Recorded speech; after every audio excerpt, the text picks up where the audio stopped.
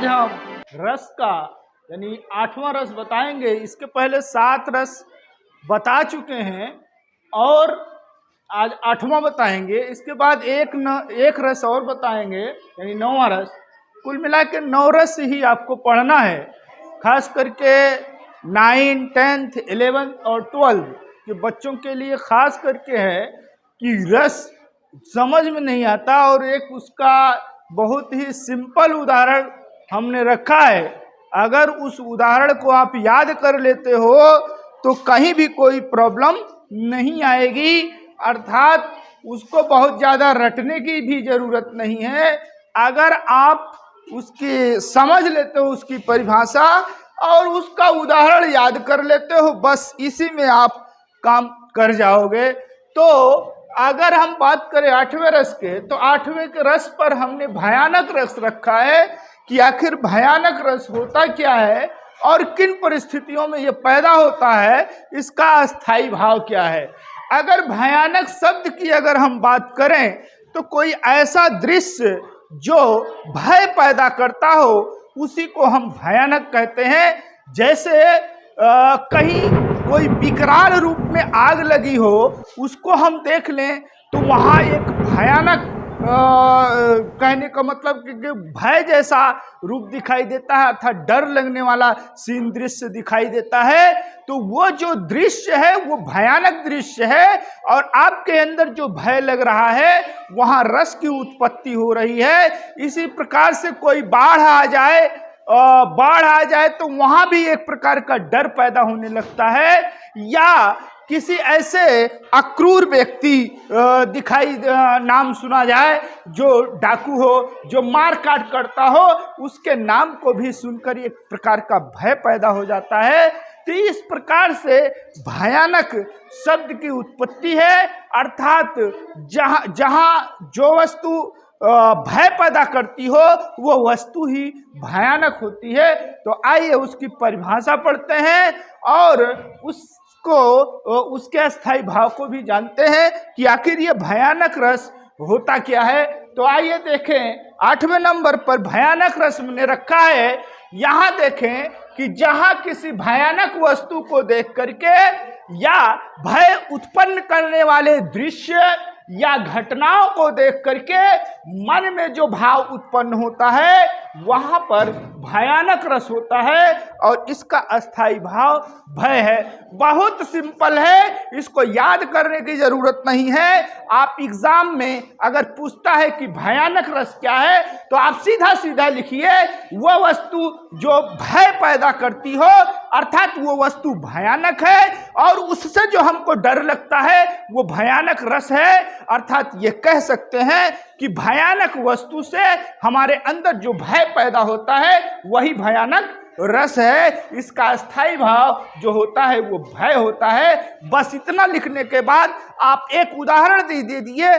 अगर उदाहरण आपने सही अच्छे से दे दिया तो आपको जो नंबर उसमें डिसाइड किया गया है वो नंबर आपको मिल जाएगा। ये मतलब रस जो है कंपटीशन में भी पूछे जाते हैं। इसके अतिरिक्त हाई लेवल की परीक्षाओं में भी ये क्वेश्चन पूछे जाते हैं कि ये कौन सा रस है। वहाँ पर केवल एग्जाम्पल उदाहरण दिया होता है, वहाँ पर केवल पहचानने की ज़रूरत होती है। वहाँ परिभाषा नहीं लिखनी है, वहाँ उदाहरण नहीं लिखना है, केवल आपको पहचानना है और पहचान करके टिक लगा देना है। वहाँ पर इतनी सहूलत दी जाती है। लेकिन जो 9, 10th या 11th या बोर्ड के परीक्षार्थी हैं उनको तो लिखना ही होगा, अर्थात उनको परिभाषा भी लिखनी होगी और उनको उदाहरण भी लिखना होगा। तो आइए देखें कि इसकी परिभाषा, इसका उदाहरण क्या है। एक और अजगर ही एक और मृगराय, बिकल बटोही बीच ही परियो मूर्छा खाए।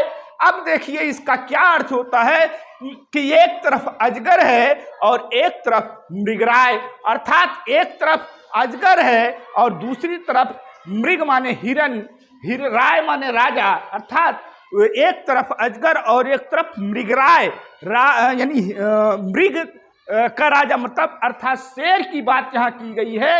एक तरफ अजगर खड़ा है और एक तरफ शेर खड़ा है।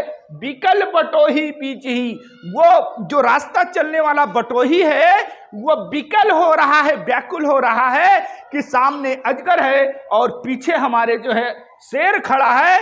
मैं क्या करूं, परियो मूर्छा खाए, दोनों तरफ देख करके वो बीच में वहीं पर मूर्छा खाए। मूर्छा माने बेहोश हो जाता है, अर्थात दोनों ओर देख करके भय खाता है। वहां पर भयानक रस है और वो व्यक्ति मूर्छा खा करके गिर पड़ता है। ऐसी कंडीशन में हमेशा याद रखिए भयानक रस उत्पन्न होता है। तो आइए देखें इसका अस्थाई भाव क्या है।